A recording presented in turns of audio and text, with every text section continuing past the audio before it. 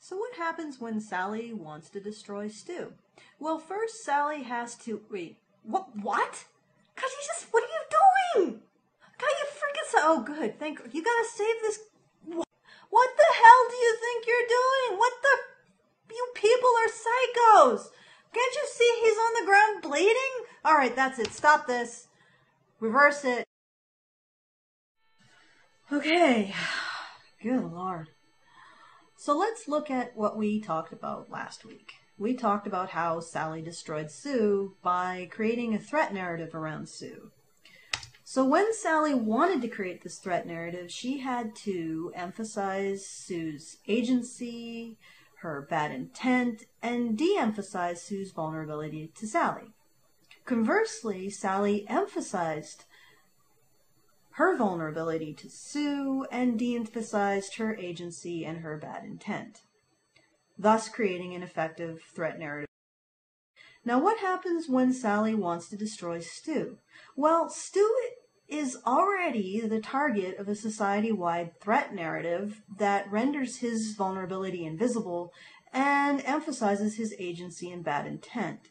So Sally really doesn't need to do anything to establish a threat narrative against Stu. It's already established. In fact, it's so established that these status bars don't really apply when Sally wants to destroy Stu.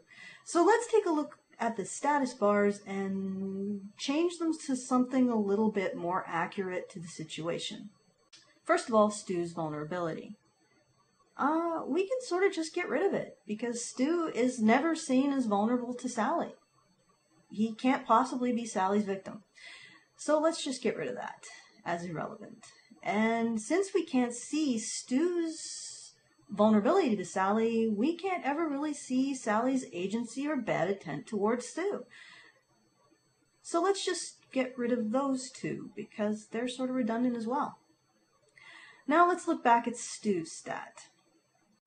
When we look back at Stu's stat, we see that because we can't see Stu's vulnerability or how Stu's a victim of Sally, when Sally displays overt agency towards Stu or overt bad intent towards Stu, people recast it as Stu's bad intent towards Sally and overt agency towards Sally, simply because they just can't see how Stu is a victim of Sally.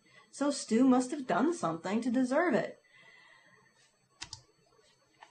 But but this essentially makes this stat by Stu redundant because it really isn't, it's not really reflects anything that Stu actually does. So let's delete that.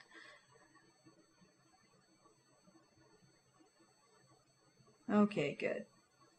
Now, what we're left with Stu is what was formerly his vulnerability stat, and now becomes something else.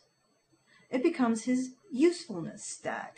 And the reason why Stu's vulnerability stat becomes his usefulness stat is because it's pretty much measuring the same thing. It's still Stu's vulnerability, but now when Stu is seen as vulnerable, he's seen as useless. Whereas when Stu is seen as invulnerable, he's seen as useful.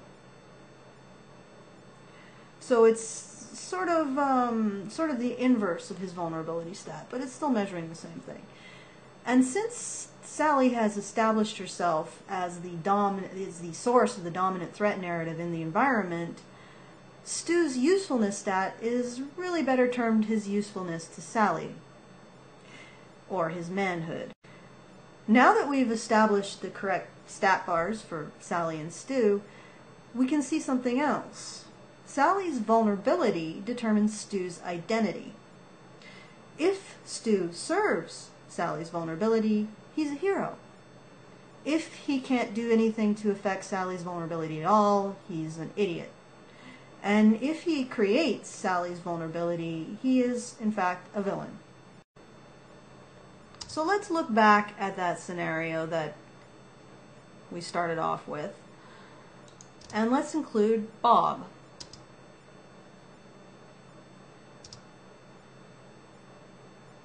Bob, like Stu, has one status bar: his usefulness to Sally. Like Stu, Sally's vulnerability is going to divide Bob's identity either into hero, idiot, or villain. Because we can't see Stu's vulnerability to Sally, when Sally displays bad intent and agency towards Stu, it's actually Stu displaying bad intent and agency towards Sally, which makes him the villain. And when Bob comes in on the scene, he orientates himself to Sally's vulnerabilities and attacks Stu, making him the hero. Essentially what happens is men will orientate towards the strongest threat narrative in the environment, like iron fillings orientate towards a magnetic field.